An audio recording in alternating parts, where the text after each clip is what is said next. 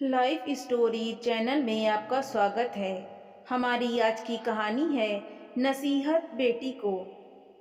आप दोनों के तलाक को मंजूरी दी जाती है। वकीलों की बहस और कागजी कार्यवाही के बाद जज साहब ने जब फैसला सुनाया तो उनकी इतना कहते ही कोर्ट में खड़े राधिका और वैभव विवाह बंधन से मुक्त हो गए। दोनों के हाथ में तलाक के कागजों की एक एक प्रति थी। दोनों चुप थे। तभी राधिका के वकील बड़ी खुशी से राधिका के मम्मी पापा को बधाई देने लगे। तो राधिका की माँ ने भी हाथ जोड़ते हुए वकील साहब को खुशी खुशी धन्यवाद कहा। वैभव, जो कभी तलाक चाहता ही नहीं था, इस फैसले के बाद निराश होकर अपनी कुर्सी पर ज्यों का त्यों बैठा रह गया। तो वहीं राधिका, जो 6 महीने से इस दिन का इंतजार कर रही थी, न जाने क्यों आज उसे एहसास हुआ कि आज शायद वो जीत कर भी हार गई थी। आसपास क्या बातें चल रही हैं, जैसे उसे कुछ सुनाई ही नहीं दे रहा था। तभी उसके कानों में एक आवाज पड़ी, आज से तुम आजाद हो। आवाज सुनते ही राधिका ने देखा तो वैभव उसके सामने था। राधिका ने देखा कि वैभव का निराश और मायूस चेहरा आंसुओं से भीगा हुआ था। इससे पहले कि राधिका उसे कुछ कहती, वैभव वहां से चलता बना। वैभव, वैभव, राधिका जोर जोर से उसे पुकारने लगी। तभी उसके कानों में माँ की आवाज आई, राधिका बेटी, क्या हुआ? राधिका उठ बेटी, कोई सपना देख रही थी क्या? राधिका नींद से जागी तो उसकी माँ ने कहा, परसों कोर्ट का फैसला है। अब वैभव नाम की बेड़ियों से तुम्हें हमेशा के लिए मुक्ति मिल जाएगी। अब मेरी बेटी फिर से अपनी नई जिंदगी की शुरुआत करेगी। अब जल्दी से नहा धोकर तैयार हो जा, मैं तेरे लिए खाना लगाती हूँ। ममता जी ने कहा, लेकिन राधिका समझ नहीं पा रही थी कि आखिर उसे अपनी माँ की यह बातें क्यों अच्छी नहीं लग रही थीं। आखिर वो भी तो आज़ादी चाहती थी। माँ के जाने के बाद राधिका ने अंदर से दरवाज़ा बंद कर लिया और फूट फूट कर रोने लगी। काफ़ी देर रोने के बाद जैसे ही वो अपने आंसू पोंछने लगी तो उसे याद आने लगा, जब कभी भी रोया करती थी तो वैभव उसके आंसू पोंछता हुआ कहता था, तुम जानती हो, तुम्हारी आंखों में एक आंसू भी मुझे बर्दाश्त नहीं है। तुम्हें ऐसे देखकर मुझे दुख होता है। पत्नी का मूड ठीक करने के लिए वैभव बड़े प्यार से उसका सिर सहलाने लगता तो राधिका उसके सीने से लग जाती। लेकिन अब उसके पास वैभव कहाँ था उसे चुप कराने के लिए। बिस्तर पर लेटे हुई राधिका यादों के समंदर में गोते खाने लगी। राधिका और उसकी बड़ी बहन मोनिका को माँ बाप ने शुरू से ही बड़े नाजों से पाला था। खास तौर पर राधिका तो अपनी माँ की लाडली थी। ना सुनना तो उसे पसंद ही नहीं था। अक्सर कैलाश नाथ जी अपनी पत्नी से कहा करते, तुमने तो राधिका को लाड प्यार से बिगाड़ ही दिया है। बेटियों के इतने भी नखरे नहीं उठाने चाहिए कि वो बिगड़ ही जाए। ससुराल में अगर कोई इसकी मांग पूरी ना कर पाया तो।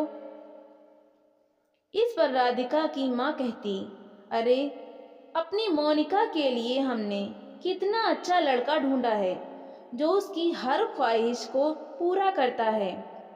राधिका के लिए भी हम वही लड़का ढूंढेंगे जो उसके सारे नखरे उठा पाए। वैभव एक बहुत बड़ा सरकारी ऑफिसर था। दिखने में वो किसी फिल्म के हीरो से कम नहीं था, परंतु अहंकार से बिल्कुल परे। वो सादा जीवन जीने में विश्वास रखता था। जब उसके साथ राधिका के रिश्ते की बात चली तो ममता जी और कैलाश नाथ जी को वो बहुत पसंद आया। उन्हें ऐसा लगा जैसे उनकी बेटी के नखरे केवल वही उठा सकता है। राधिका ने तो उसे देखते ही हाँ कर दी। वैभव के माता पिता, जो गांव में रहा करते थे, शादी के लिए कुछ दिन उसके घर आ गए। खूब धूमधाम से उन दोनों की शादी हुई। शादी के बाद राधिका ने जिद ठान ली कि वो हनीमून के लिए केवल पेरिस ही जाएगी, जबकि वैभव भारत में ही कहीं घूमना चाहता था। उसने उसे समझाने की कोशिश की, परंतु राधिका नहीं मानी और पेरिस की टिकट करवाने के लिए उसने अपनी माँ को फ़ोन कर दिया। इस बारे में जब वैभव को पता चला तो उसे बड़ा दुख हुआ और बोला, राधिका, तुमने विदेश की टिकट करवाने के लिए अपनी माँ से क्या क्यों कहा? यह काम तो मैं भी कर सकता था। तो राधिका बोली, तुमने मेरी बात नहीं मानी तो मैंने माँ से कह दिया। वो मेरी बात कभी नहीं टालती। लेकिन राधिका, मैंने मना भी कहाँ किया था, अभी तो सिर्फ बात ही हुई थी। अगर तुम विदेश जाना चाहती हो तो यही सही, लेकिन मैं तुम्हें अपने पैसे से ले जाना चाहता हूँ। तुम माँ को टिकट के पैसे वापस कर दो। अरे तो क्या हुआ, इसमें इतना परेशान होने वाली क्या बात है? मेरे मम्मी पापा हम लोगों से अलग थोड़ी ना है। आखिरकार वैभव को राधिका की बात माननी पड़ी और वे दोनों शादी के 5 दिन बाद ही पेरिस के लिए रवाना हो गए।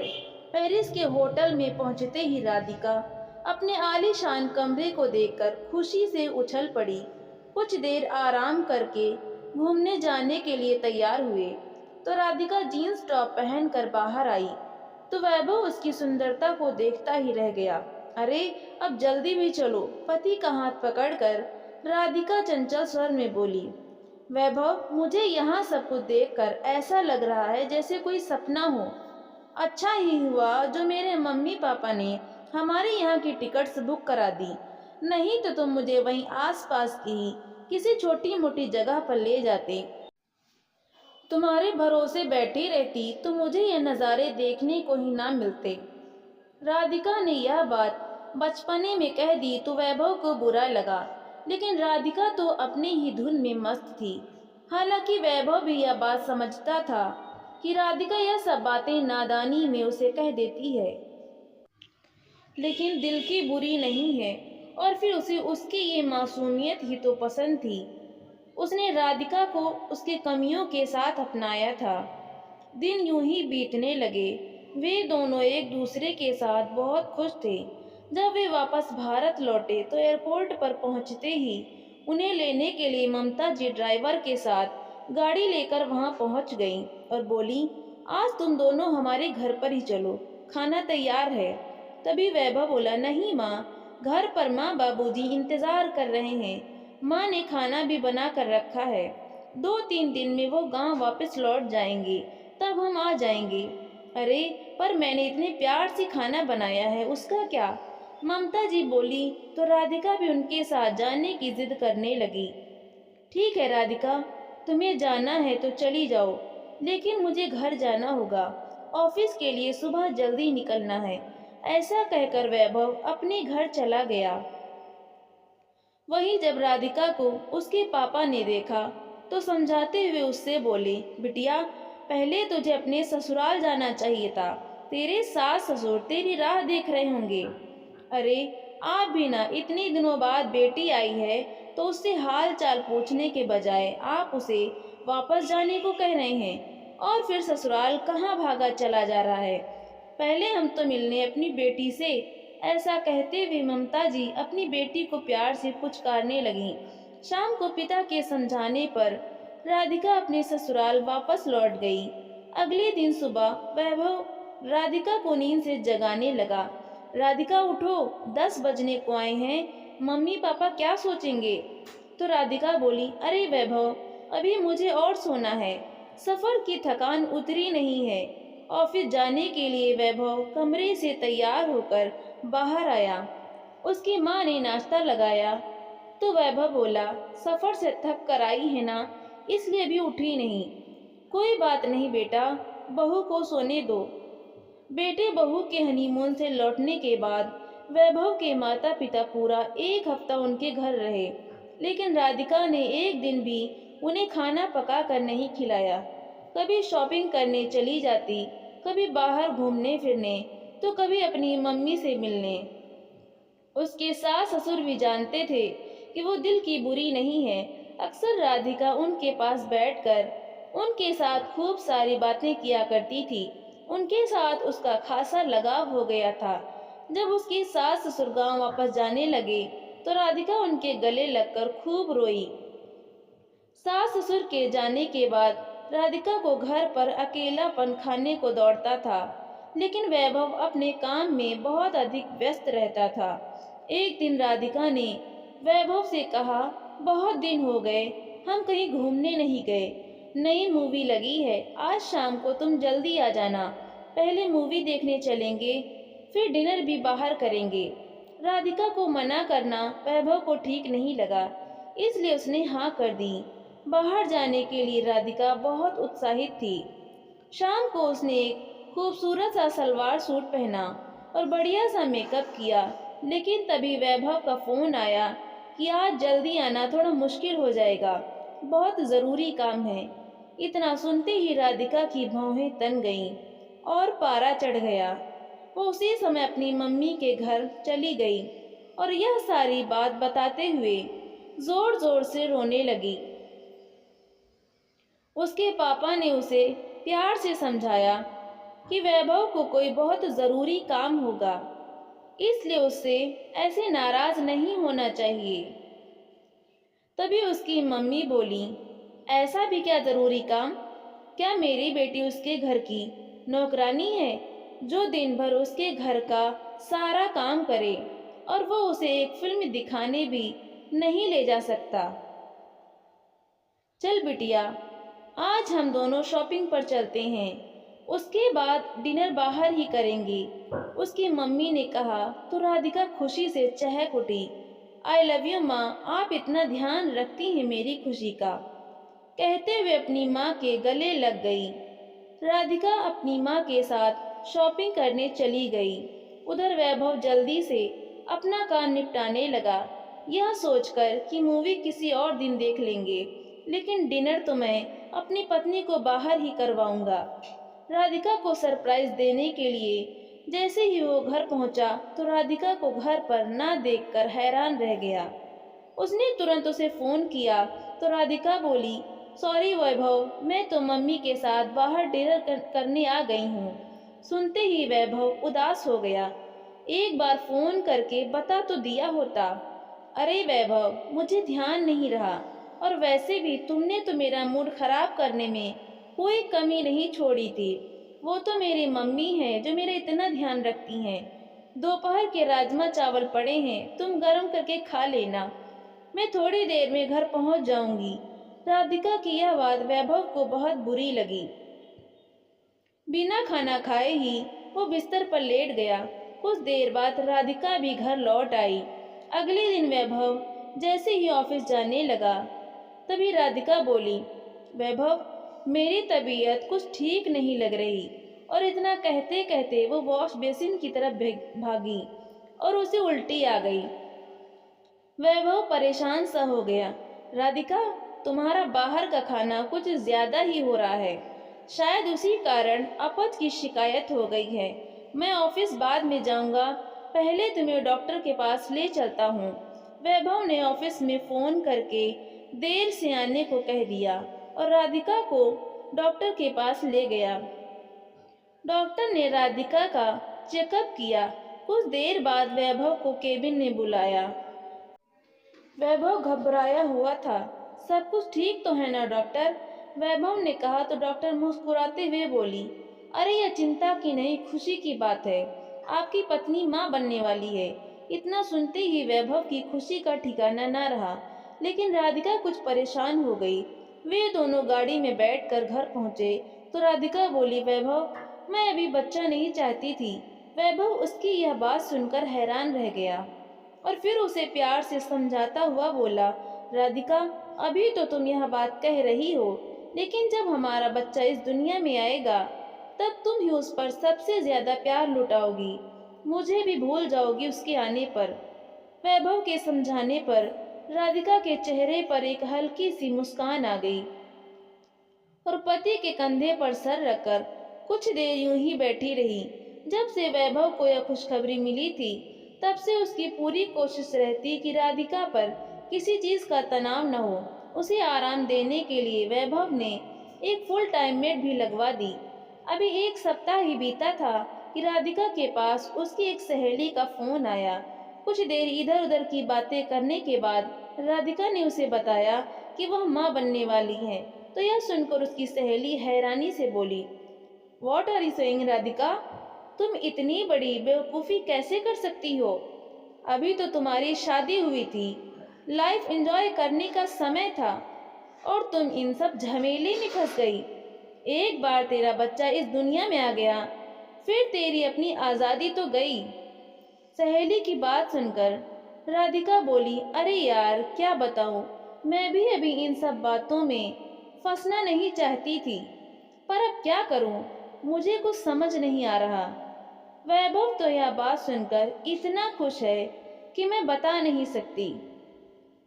अरे यार, इन आदमियों का क्या है, फर्क तो एक औरत की जिंदगी में पड़ता है। पूरे शरीर का बैलेंस बिगड़ जाता है, जिंदगी उथल पुथल हो जाती है। मेरी मान, अभी देर नहीं हुई, अब भी तू इस परेशानी से छुटकारा पा सकती है। फोन रखने के बाद राधिका सोच में पड़ गई। कभी तो उसे वैभव की खुशी का ख्याल आने लगता, तो कभी अपनी आज़ाद जिंदगी के बारे में सोचने लगती। बहुत देर सोचने के बाद आखिरकार वो एक निर्णय पर पहुंच गई और अपनी माँ को फोन लगाया।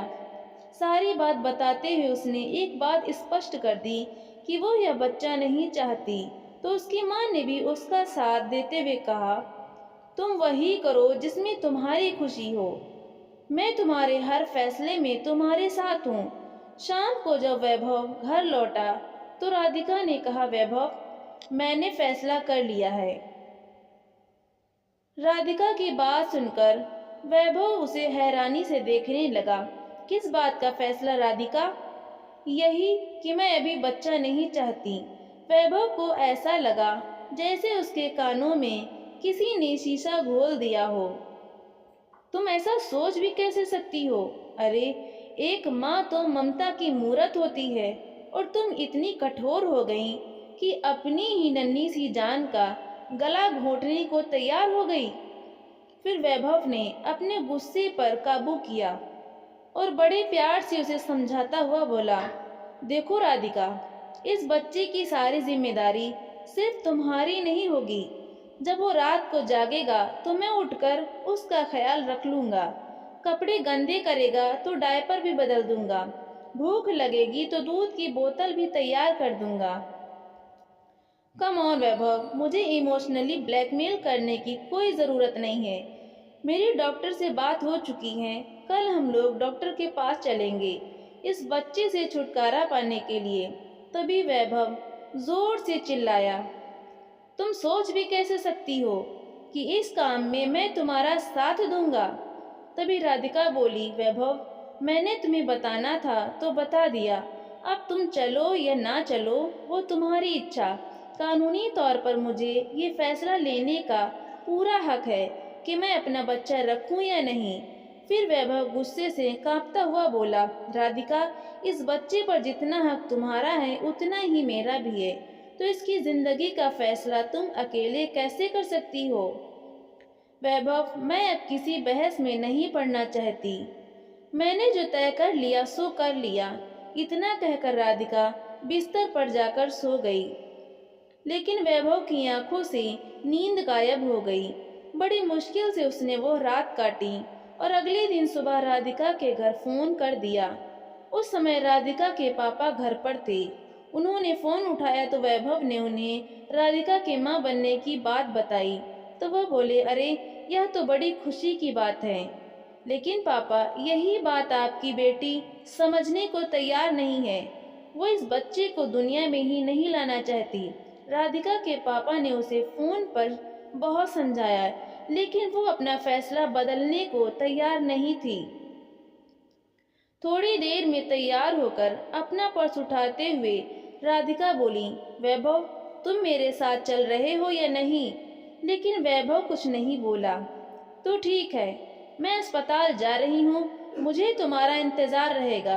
अगर तुम नहीं आए तो मैं समझ जाऊंगी कि तुम मुझसे कोई रिश्ता रखना नहीं चाहते। उसके बाद मैं कभी यहाँ नहीं आऊंगी। राधिका अस्पताल पहुंची तो उसकी मम्मी वहीं उसका इंतजार कर रही थी। सारी तैयारी हो चुकी थी। कुछ ही देर में उसका अबॉर्शन करवा दिया गया।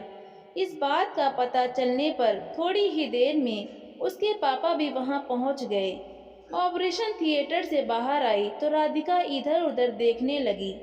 वैभव कहीं नहीं था। उसने उसे फ़ोन लगाने की कोशिश की, लेकिन उसने फ़ोन नहीं उठाया। इतनी भी क्या नाराज़गी, जो फ़ोन पर बात तक नहीं कर रहा मुझसे, राधिका ने कहा तो उसके पापा बोले, बेटी, जो हरकत तुमने की है ना, अगर कोई और होता तो बात करना तो दूर, तुमसे नाता ही तोड़ लेता। सच बताऊं तो आज मुझे अपने परवरिश पर शर्म आ रही है। ऐसा कहकर वो कमरे से बाहर चले गए। फिर राधिका ने वैभव को फिर से फोन लगाया। बहुत बार फोन करने के बाद उसने फोन उठाया तो बोला, आप क्या बताने के लिए फोन किया है कि तुमने हमारे प्यार की निशानी को इस दुनिया में आने से पहले ही खत्म कर दिया। एक तरह से तो अच्छा ही हुआ, क्योंकि तुम माँ बनने के लायक हो ही नहीं। तुम क्या जानो माँ की ममता क्या होती है। यह सुनकर राधिका रूंधी आवाज में बोली, वैभव, मुझे लेने कब आओगे? हम बैठकर अपने मन मुटाव को सुलझा लेंगे। नहीं राधिका, अब हमारे बीच बात करने को कुछ नहीं बचा। तुम्हें जब आना हो तो आ जाना, पर मैं तुम्हें लेने नहीं आऊंगा। इतना कहकर वैभव ने फोन रख दिया तो राधिका की आंखों से आंसू फूट पड़े कि आखिर उसकी हर मांग पूरी करने वाला उसका पति इतना कठोर कैसे हो गया। तभी उसकी मम्मी कमरे के अंदर आई तो उसे ऐसे रोते देखकर बोली, क्या हुआ मेरी बेटी, ऐसे रो क्यों रही है? मम्मी, वैभव मुझसे बहुत गुस्सा है। कहते हैं कि अब मुझे लेने नहीं आएंगे। क्या मैंने इतना बड़ा गुनाह किया है? इतना बोलते बोलते वह अपनी माँ के गले लगकर सुबकने लगी तो उसकी माँ उसके आंसू पोंछते हुए बोली, किसने कहा कि तुम दोषी हो? तुमने कोई गलत काम नहीं किया। मैं हमेशा तुम्हारे साथ हूँ। अपनी माँ की आवाज़ सुनकर राधिका को पूरा विश्वास हो गया कि उसने एकदम सही फैसला लिया है। वैभव यूं ही राई का पहाड़ बना रहा है। राधिका अपनी माँ के साथ अपने मायके में आ गई। मायके में रहते हुए वो हर पल अपने पति के आने का इंतजार कर रही थी, लेकिन ना तो वैभव उसे लेने आया, ना ही उसने कोई कॉल या मैसेज किया। दिन बीतने के साथ साथ राधिका की बेचैनी बढ़ती जा रही थी। अपने मोबाइल फोन में वैभव के साथ खुद की फोटो देख देख कर वो रोती जा रही थी। तभी उसके पापा उसके पास आए और बोले, बेटी, मैं जानता हूँ कि तू वैभव से बहुत प्यार करती है। उसके बिना एक एक पल काटना तेरे लिए मुश्किल हो रहा है, तो उसे फोन क्यों नहीं कर लेती? अगर तू एक कदम आगे बढ़ाएगी तो मुझे पूरा यकीन है वो तुझे लेने आ जाएगा। क्यों पापा, मैं फोन क्यों करूं? आखिर मैंने ऐसा भी कौन सा गुनाह कर दिया? गुस्से में आकर राधिका बोली तो उसके पापा ने कहा, जब तुम अपनी जिद छोड़ना ही नहीं चाहती तो फिर दिन भर अपने आप को कमरे में बंद करके क्यों रोती रहती हो? इतना सुनते ही राधिका बोली, आखिर कैसे पिता हैं आप? मेरी परेशानी भी आपको नजर नहीं आती? हमेशा आप मुझे ही गलत ठहराते रहते हो। सही कहा बेटी तुमने, कैसा बाप हूँ मैं जो अपनी बेटी को इतना भी ना समझा सका, क्या सही है और क्या गलत। और वैसे तुम क्या जानो माँ बाप के लिए संतान क्या मायने रखती है। तुमने तो अपनी ही संतान का इतना कहते कहते उसके पापा चुप हो गए और कमरे से बाहर निकल आए। अपने पिता की बात सुनकर राधिका को ऐसा लगा जैसे उसके मुंह पर किसी ने एक करारा तमाचा जड़ दिया हो। कैलाश नाथ जी जानते थे कि उनका दामाद बहुत समझदार है, इसलिए अपनी बेटी के रिश्ते को बचाने के लिए उन्होंने वैभव को फोन लगाया। बेटा, मैं जानता हूँ कि तुम्हें कुछ कहने का मेरा कोई हक तो नहीं है। मेरी बेटी की करतूतों ने यह हक मुझसे छीन लिया है, लेकिन फिर भी उसकी हरकतों के लिए मैं तुमसे माफ़ी मांगता हूँ। मैं जानता हूँ राधिका जिद्दी है, परंतु ये भी सच है कि वो तुमसे बेइंतहा प्यार करती है। मैं हाथ जोड़कर गुजारिश करता हूँ कि तुम इस रिश्ते को फिर से एक बार मौका दो। नहीं पापा, आप ये ऐसी बात कर रहे हैं। मैंने तो राधिका से कहा था कि यह घर उसका है, वो जब मर्जी आ सकती है। फिर भी यदि आप कहते हैं तो मैं एक बार फिर से उससे बात करूंगा। अगर मेरे बात करने से हमारा रिश्ता सुधरता है तो ऐसा करने में मुझे कोई हर्ज नहीं है। थोड़ी देर में वैभव ने राधिका को फोन लगाया तो वैभव की कॉल देखकर राधिका के चेहरे पर मुस्कुराहट आ गई। उसने झट से फोन उठाया तो दूसरी ओर से आवाज आई, हेलो राधिका, कैसी हो तुम? थोड़ा गुस्सा दिखाते हुए राधिका बोली, इतने दिनों बाद तुम्हें आज मेरी याद आई है। तुमने तो यह जानना तक जरूरी नहीं समझा कि मेरी तबीयत भी ठीक है या नहीं। अच्छा बताओ, कैसे फोन किया? तो वैभव बोला, राधिका, जो हो गया सो हो गया। अब अपना गुस्सा भूलकर अपने घर वापस आ जाओ। अगर तुम कहो तो मैं शाम को तुम्हें लेने आ जाऊं। तभी राधिका बोली, मुझे चलने में कोई परेशानी नहीं है, लेकिन मैं यह नहीं चाहती कि दोबारा से हमारे बीच कोई मनमुटाव पैदा हो। क्या मतलब? मैं समझा नहीं, वैभव ने पूछा। तो राधिका बोली, वैभव, मेरी एक शर्त है कि जब तक मेरी इच्छा नहीं होगी तब तक हम फैमिली प्लानिंग के बारे में नहीं सोचेंगे। यह फैसला करने का अधिकार सिर्फ मेरा होगा। तभी वैभव हैरानी से बोला, राधिका, पति पत्नी के रिश्ते में शर्तें कहाँ से आ गईं? पहले भी तुम अपनी मनमानी करके बहुत बड़ी गलती कर चुकी हो। ठीक है वैभव, अगर तुम अपनी जिद पर अड़े हो तो मैं तुम्हारे साथ नहीं आऊंगी। राधिका बोली तो वैभव गुस्से में आ गया और बोला, तुम्हारे पापा के कहने पर मैंने फिर से अपने रिश्ते को सुलझाने की कोशिश की, लेकिन मैं नहीं जानता था कि तुम इतनी नासमझ हो। अच्छा, तो तुम्हें मेरी याद नहीं आई थी? तुम पापा के कहने पर मुझसे बात कर रहे थे और मैं समझ रही थी कि तुम अभी मुझसे प्यार करते हो। अब तो मैं हरगिज तुम्हारे साथ नहीं आऊंगी। इतना कहकर राधिका ने फोन पटक दिया और जोर से चिल्लाते हुए बोली, पापा, पापा कहाँ हैं आप? तभी उसकी माँ दौड़ती हुई आई और बोली, क्या हुआ बेटी, क्यों चिल्ला रही हो? मम्मी, आखिर पापा चाहते क्या हैं? अगर उन्हें मैं बोझ लग रही हूँ तो मैं यह घर भी छोड़कर चली जाऊंगी। तभी कैलाश नाथ जी भी वहां आ गए तो राधिका गुस्से से बोली, आखिर मुझसे पूछे बिना अपने वैभव को फोन क्यों किया? क्यों उसके सामने गिड़गिड़ाए? उसे तो यही लगेगा ना कि मैं उसके बिना नहीं रह सकती। मेरी जिंदगी का फैसला मुझसे पूछे बिना आपने कैसे लिया?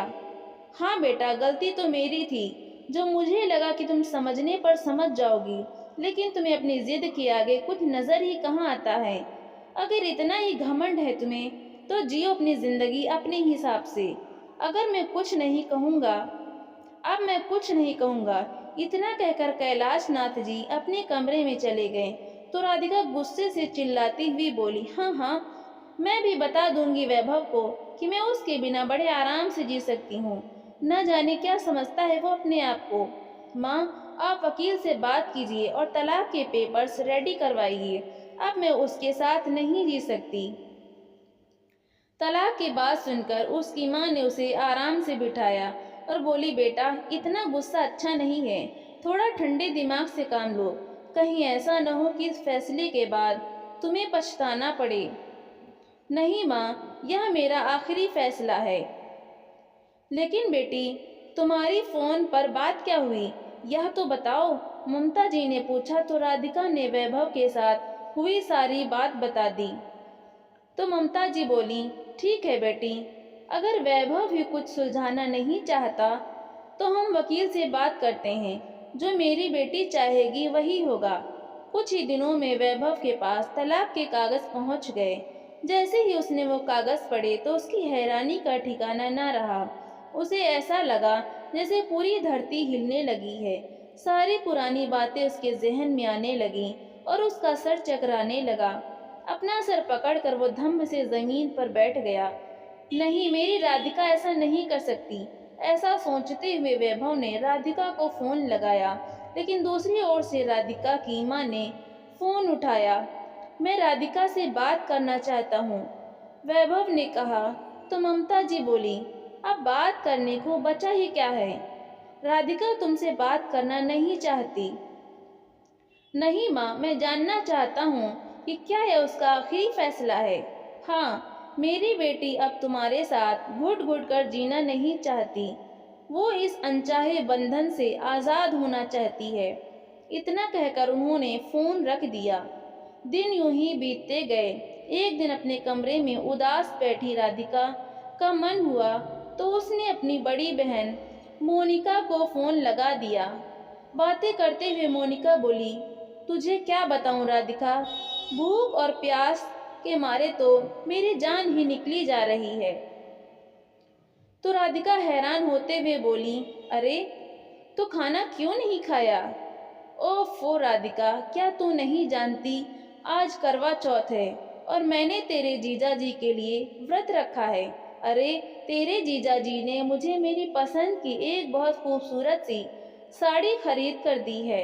सुबह जब मैं सज धज कर तैयार हुई तो तेरे जीजा जी तो आशिक बने बस मुझे देखते ही जा रहे थे। पता है, रात को हम किसी अच्छे से रेस्टोरेंट में डिनर करने जाने वाले हैं। करवा चौथ का नाम सुनते ही राधिका के हाथ से मोबाइल छूट गया। भूखी प्यासी होते हुए भी उसकी बहन कितनी खुश लग रही थी। कितनी लकी है मोनिका, राधिका के मुंह से अचानक निकला। फिर याद आया, खुशकिस्मत तो मैं भी थी। पिछले साल करवा चौथ पर मैं कितनी उत्साहित थी। मेरे लाख मना करने पर भी वैभव ने मेरे लिए व्रत रखा था। सुबह सुबह उठकर उन्होंने मेरी पसंद के व्यंजन बनाकर तैयार कर दिए थे। हम दोनों ने साथ बैठकर सरगी खाई थी। सारा दिन भूखे प्यासे रहे थे, वो भी मेरे साथ। और रात को 5 स्टार होटल में डिनर कराने ले गए थे। सोचते सोचते राधिका के चेहरे पर एक मुस्कान आ गई, लेकिन अगले ही पल उसकी आंखों से झरझर आंसू बहने लगे। दिल के किसी कोने में उसे कहीं न कहीं अपनी गलती का एहसास हो रहा था।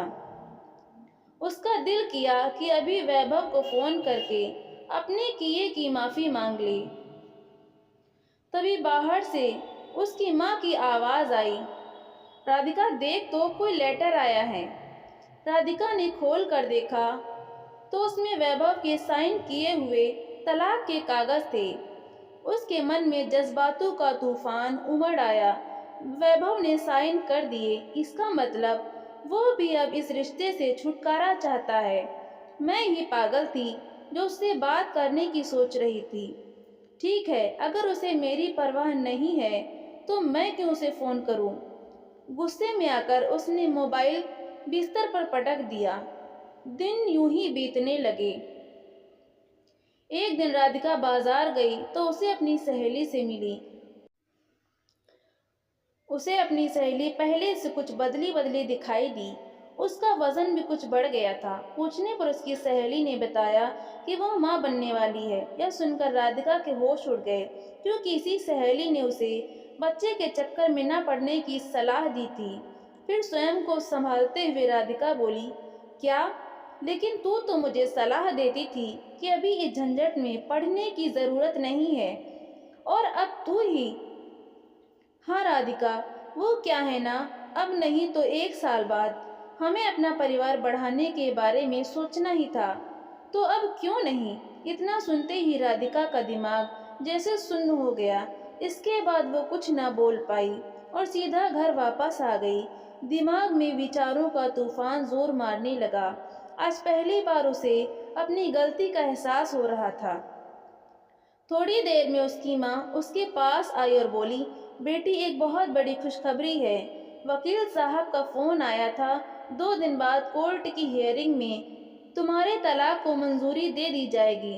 अब जब तुम उस जेल से आज़ाद हो ही जाओगी तो मैंने तुम्हारे लिए एक लड़का देखा है। बड़े ही ऊंचे खानदान से है, तुम्हें अपनी पलकों पर बिठा कर रखेगा।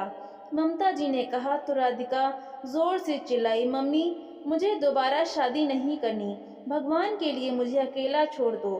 दोपहर से रात हो गई, लेकिन राधिका बस मोबाइल में वैभव की तस्वीर देखती ही जा रही थी। तभी उसके पिता कैलाश नाथ जी उसके कमरे में आए और उसके सर को सहलाने लगे। राधिका ने अपने पापा के स्पर्श को महसूस किया तो उनके गले लग गई और उसकी रुलाई फूट पड़ी। तभी कैलाश नाथ जी बोले, बेटी आज तू इतनी दुखी क्यों है? तुझे तो खुश होना चाहिए था ना। तू जो चाहती थी आखिर वही तो हो रहा है। तो राधिका बोली, पापा मुझे माफ कर दो, आप सही कहते थे। मेरी जिद और अहंकार ने मुझे एकदम अकेला कर दिया। कितना दुख दिया मैंने उसे, उस इंसान को जिसने हर हाल में मेरा साथ दिया। अब तो मुझे खुद पर ही घिन आने लगी है। काश तू यह बात पहले समझ जाती बेटा। तुझे ऐसे देखकर मेरे दिल पर क्या बीत रही है यह मैं ही जानता हूँ। बेटी विवाह तो एक गठबंधन है जो दो लोगों को एक डोर से बांधता है। वैभव ने तो उस डोर को मजबूती से थामे रखा, लेकिन अफसोस तुम उसे संभाल नहीं पाई। अब तुम अपनी पूरी कोशिश करो इस रिश्ते को संभालने की, और अब की बार वैभव के साथ अपने रिश्ते को ऐसी गांठ में बांधना कि वो खोलने से भी ना खुले। अपने पिता की बात राधिका को समझ में आ गई। उसने तुरंत वैभव को फोन किया, लेकिन बेल जाती रही, किसी ने फोन नहीं उठाया।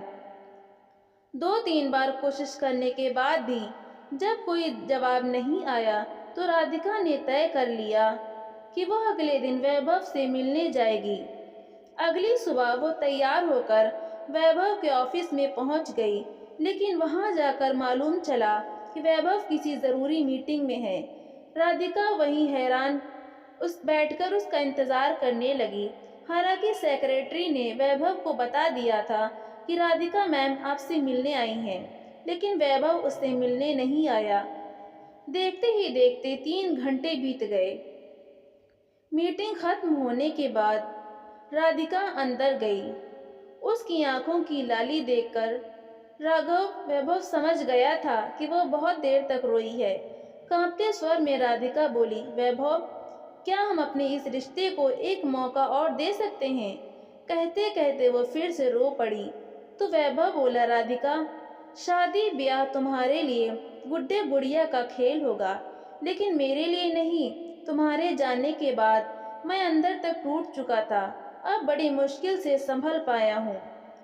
माफ करना राधिका, अब हमारा एक होना मुमकिन नहीं है। राधिका बहुत रोई, गिड़गिड़ाई, लेकिन वैभव नहीं माना। जो वैभव अपनी पत्नी की आंखों में एक आंसू तक बर्दाश्त नहीं कर सकता था, आज उसके फूट फूट कर रोने का भी उस पर कोई असर नहीं हो रहा था। मैं चलता हूँ, मेरी दूसरी मीटिंग है, कहकर वैभव तेजी से कदम बढ़ाता हुआ वहां से चला गया। राधिका उसके इस व्यवहार से दंग रह गई। अपनी गाड़ी में बैठकर वैभव खूब रोया। उसकी आंखों के सामने अपनी पत्नी राधिका का मुरझाया हुआ चेहरा बार बार याद आ रहा था। आखिर कैसे वो इतना पत्थर दिल हो गया? खुद को शांत करके उसने राधिका के पिता कैलाश नाथ जी को फोन किया और बोला, क्यों पापा, आपने मुझे ऐसा करने को क्यों कहा? अपनी राधिका का मैंने इतना दिल दुखा दिया, जबकि उसकी आंखों में पश्चाताप मुझे साफ नजर आ रहा था। तभी कैलाश नाथ जी बोले, बेटा मैं जानता हूँ कि उसे अपने किए का पछतावा है, लेकिन मैं यह चाहता हूँ कि उसे अपने रिश्तों के कद्र हो। अगर मैं उसका पिता हूँ तो तुम भी मेरे बेटे हो, और मैं तुम्हें दोबारा यूं टूटते हुए नहीं देखना चाहता। अगर उसे सब कुछ आसानी से मिल गया तो वो उसकी कीमत नहीं समझ पाएगी। मैं तुमसे वादा करता हूँ कि अब जो राधिका तुम्हारे पास आएगी वो रिश्तों की कद्र करना जानती होगी। शायद राधिका घर आ चुकी हैं, मैं फोन रखता हूँ। क्या हुआ बेटी, रो क्यों रही है? राधिका की माँ ने पूछा। तो राधिका बोली, माँ वैभव ने मुझे माफ नहीं किया, सब कुछ खत्म हो गया। अच्छा, तो तू उसे वैभव से मिलने गई थी? उसने फिर से मेरी बेटी का दिल दुखा दिया। तू फिक्र मत कर बेटी, कल तुझे उस पत्थर दिल इंसान से हमेशा हमेशा के लिए छुटकारा मिल जाएगा। उसकी माँ ने गुस्से से आग बबूला होते हुए कहा। तो कैलाश नाथ जी के सब्र का बांध टूट गया। बस ममता, बहुत बहका लिया तुमने मेरी बेटी को। मुझे हैरानी है तुम अपने आप को उसकी माँ कहती हो। अरे एक माँ तो अपनी बेटी को परिवार में रहना सिखाती है, और यहाँ तुम उसकी जिंदगी बर्बाद करने पर तुली हो। कड़कती आवाज में कैलाश नाथ जी बोले। तो ममता जी हैरान रह गईं। फिर राधिका बोली, हाँ माँ, पापा बिल्कुल ठीक कह रहे हैं। इसमें वैभव की कोई गलती नहीं है। मुझे ही उसके प्यार की कद्र नहीं हुई। उसने हमेशा मेरा साथ दिया, मुझे अपनी सर आंखों पर बिठा कर रखा। लेकिन मैंने क्या किया? अगर मैंने सही फैसला लिया होता तो आज मैं खुशी खुशी उसके साथ अपनी जिंदगी बिता रही होती। लेकिन माँ, मुझे हैरानी है कि अगर मैं रास्ते से भटक गई थी तो आपने मुझे सही रास्ता क्यों नहीं दिखाया? आप तो मेरे हर गलत फैसले को सही ठहराती रहीं। राधिका बोलते जा रही थी और उसकी माँ किसी गुनहगार की तरह नजरें झुकाए सब कुछ सुनती जा रही थी। फिर राधिका बोली, पापा, अब मैंने तय कर लिया है कि मैं आज ही, बल्कि अभी अपनी पति के घर जा रही हूँ। चाहे मुझे उसके पैरों में गिरकर माफी ही क्यों न मांगनी पड़े, लेकिन मैं उससे दूर नहीं रह सकती। इतना कहकर राधिका ने दरवाजे की चौखट लांघ दी और अपने खुद के घर जाने के लिए निकल गई। थोड़ी ही देर में ममता जी के फोन की बेल बजी।